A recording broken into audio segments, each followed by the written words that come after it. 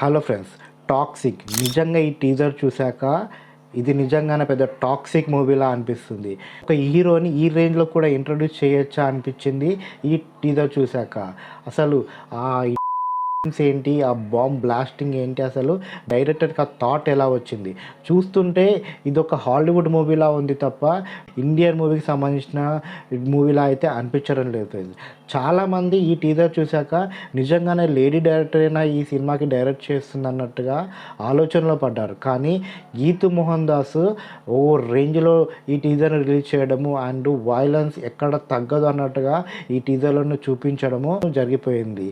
ఏ male director కూడా గీతు మోహన్ దాస్ తక్కువ కాదు అన్నట్టుగా రామ్ గోపాల్ వర్మ ట్వీట్ చేశారంటే ఆలోచించండి ఏ రేంజ్లో దీంట్లో వైలెన్స్ ఉండబోతుందో.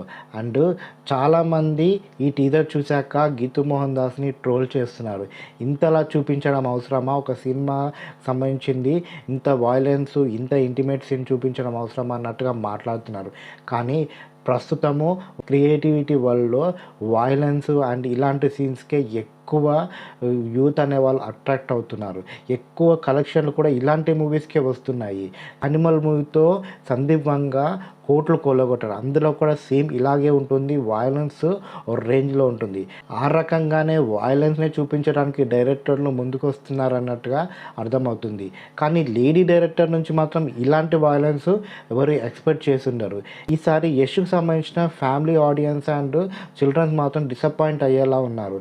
అండ్ ఈ మూవీకి మాత్రం వాళ్ళు ఖచ్చితంగా దూరంగా ఉంటేనే బెటర్ అనిపిస్తుంది. ఎందుకంటే ఈ టీజర్లో ఈ సీన్స్ చూశాక మాత్రం ఈ టీజర్ని పబ్లిక్లో చూడాలనుకోరు, ఫ్యామిలీస్తో చూడాలనుకోరు.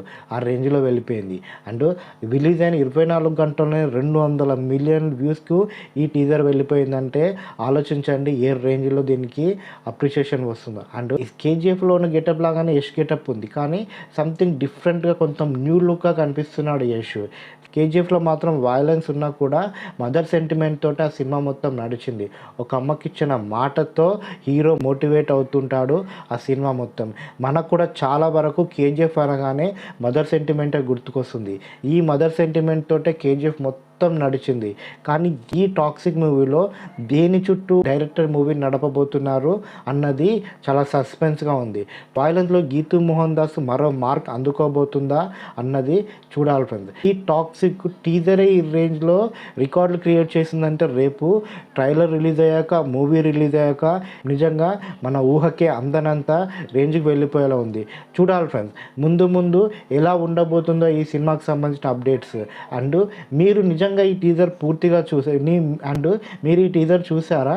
చూస్తే మీకు నచ్చిందా?